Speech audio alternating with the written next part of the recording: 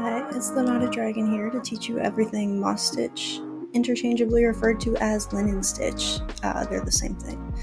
I'll be showing you a few different ways of how I like to increase and decrease this stitch. It's not necessarily the right way, but I found the internet was lacking tutorials on how to increase and decrease, so here you go. So we're gonna start by making a slip knot.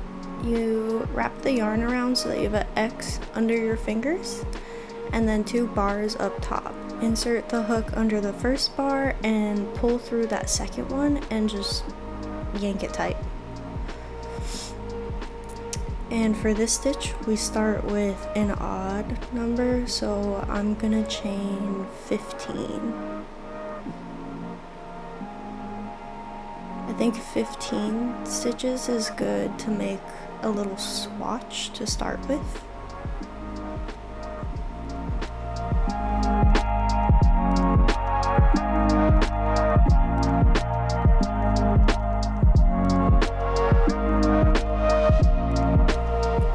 So we're gonna turn the chain and only work in the back bumps. So rather than the V on the front side of the chain, it's just the back bump right there. And so we're gonna do our turning chain 1, does not count as a stitch, single crochet into that first back bump, chain 1, skip the next back bump and single crochet into the following back bump.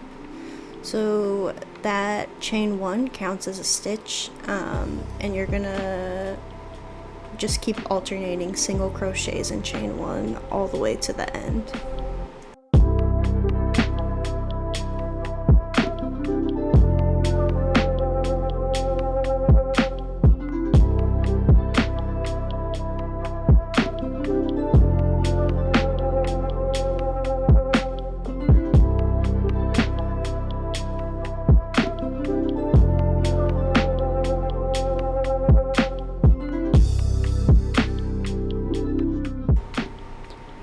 So we're coming up on the last few chains and we're gonna end this row with a single crochet in that last stitch. So begin and end with 1 single crochet, and that's why we need to chain an odd number at the beginning. It doesn't look like much after the first row. You really have to work up a few rows to really see the moss stitch effect. But now we're turning, chaining 1, and we're gonna single crochet in the first single crochet. And in order to make sure we're following this pattern right, we single crochet into that first chain 1 space. And so you just want to pay attention to ensure that at least the middle stitches have alternating single crochets and chain 1 on top of each other, and that's how you're going to create that stretchy effect.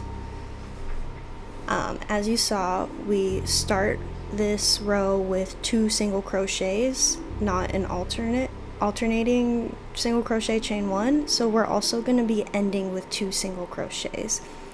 And this is just so we don't end a row with a chain. I find this has a cleaner edge when you begin and end with a single crochet.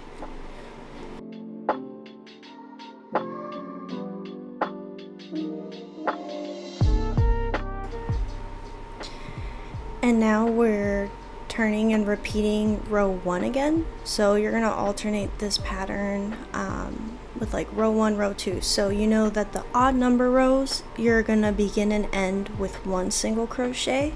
And then for even numbered rows, you'll begin and end with 2 single crochets. And I'm just gonna keep working this up. You can crochet along with if this is your first time making a moss stitch swatch. And yeah.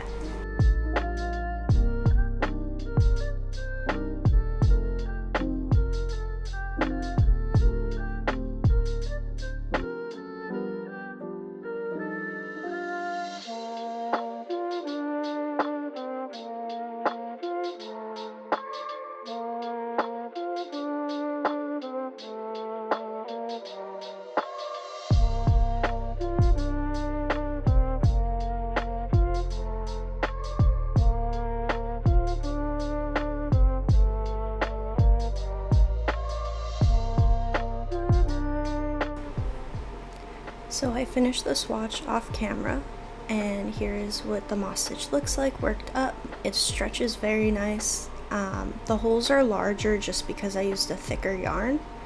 If you use a thinner yarn, the holes are much smaller. Almost don't even notice them. And now I'm going to show you how to increase for one stitch on each side. So in total the row is going to increase by 2 stitches. I'm just showing you how to begin and end with it. So we have a single crochet and a chain 1 on this row.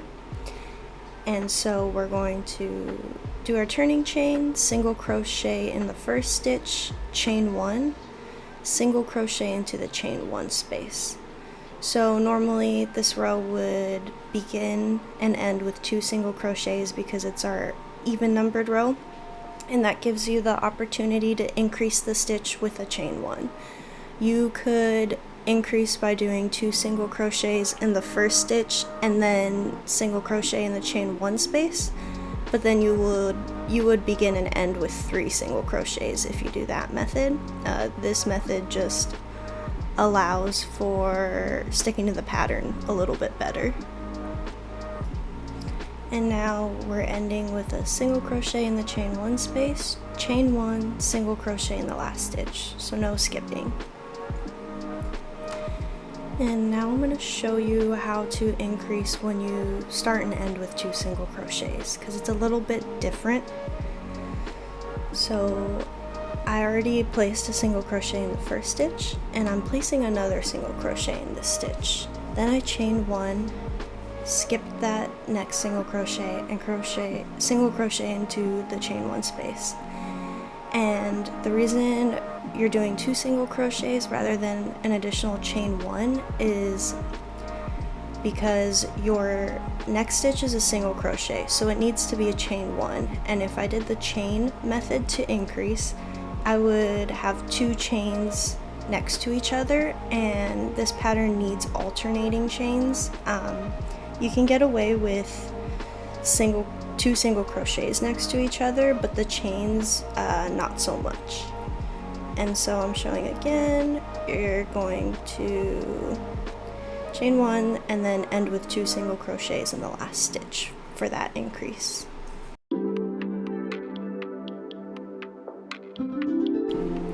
Now I'm going to show you how to place 2 increases on each side. So we start with 2 single crochets in this example. So I already inserted a single crochet into the first stitch, and then I chained 1, didn't skip a stitch, single crocheted into the second single crochet, chained 1, and then single crocheted into the first chain 1 space. And this is an example of where you can use chains to increase, and this is because when you're going to the section that is just normal moss stitch, not the increase, it begins with a chain 1 space. So your increase ends with a chain 1, which means you'll be single crocheting to the chain 1 space. And here we do it again, chain 1, single crochet into that second to last stitch, chain 1, single crochet into the last stitch. I'll explain the logic a little bit better at the end of the video. And now I'm going to show you how to decrease with these stitches. So you're going to be doing a single crochet 2 together for decreases. So you can see it's 2 single crochets next to each other. So we insert your hook into the first stitch, pull up a loop, insert hook into the second stitch, pull up a loop, and pull through all of 3 loops on the hook. And that was 1 decrease. And then we chain 1, single crochet into chain 1 space, and just continue the moss stitch until the end. And the end, we're going to be doing the same thing, where in those last 2 stitches we're going to single crochet 2 together. You can also get away with just skipping a stitch, which also looks fine. These are just a few different ways you can do it. Again, logic will be explained later in the video.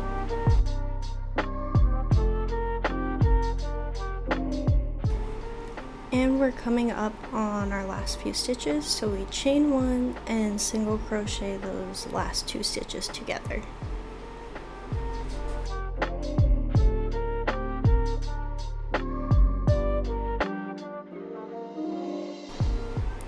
And now I'll show you how to do a double decrease.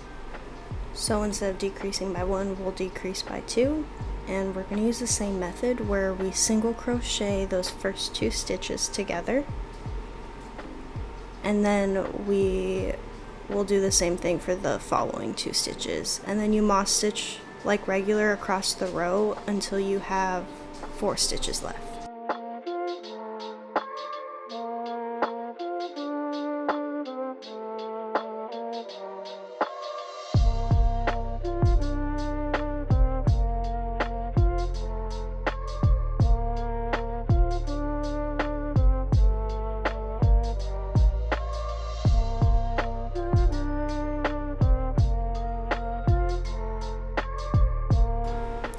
So I fucked up on this one and I decided to leave it in to just show where confusion can arise, because you can really use multiple different methods to decrease, but I ended up just following the same method I did at the beginning. And I'm going to show you another method here. So I'm going to single crochet those first 2 stitches together. And then instead of single crocheting the next 2 stitches together, I just don't chain and I just skip the single crochet and single crochet into the next chain 1 space. So that is another method you could do, is just completely skipping some of the stitches.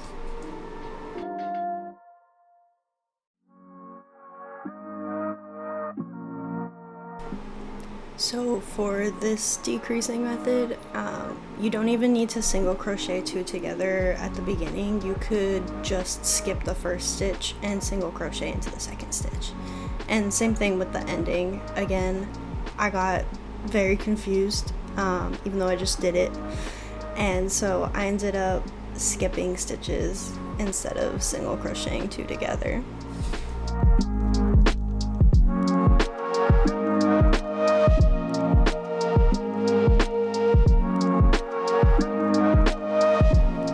As you can tell, I was very confused and ended up undoing and recounting to make sure I had 4 stitches left so that I could do my decrease.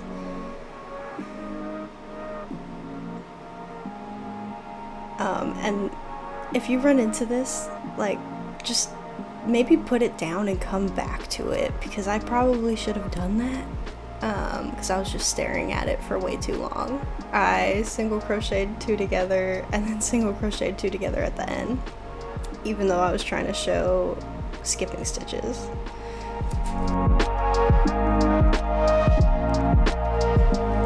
So I decided to show how to decrease by 1 by just skipping a stitch. And so I single crocheted in my first stitch and then I skipped that second stitch and just went into the next chain 1 space. Like I said, you can use both these methods interchangeably. I think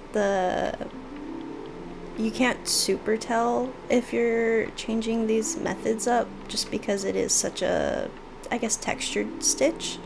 And if you're placing your increases and decreases at the beginning or end of the rows, it's really not too noticeable. If anything, it kind of looks like you added a border, which I'll show you with an example garment I made.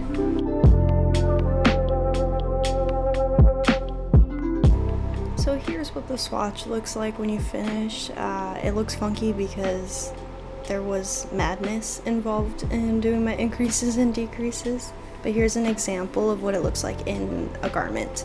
So I alternated 1 increase and 2 increases per row, and it made like a really even edge, and same thing for decreases.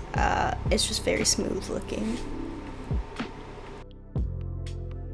So So the logic is to make sure that when you're moss stitching, chains are on top of single crochets from the previous row, and single crochets go into chain 1 spaces when you're in the middle of the row at a minimum. This is why you're able to increase and decrease in multiple different ways, and it all just depends on, after the increase or decrease, what type of stitch is following that. So is it a chain or a single crochet? Once you're able to identify if it's a chain or single crochet, that will tell you which method is going to work best for you. Like I said, don't have 2 chains next to each other. 2 single crochets next to each other is okay if it's at the beginning or end. Thank you for watching, and if you want to make that top that I showed at the very end, I will have a pattern released soon. So stay tuned.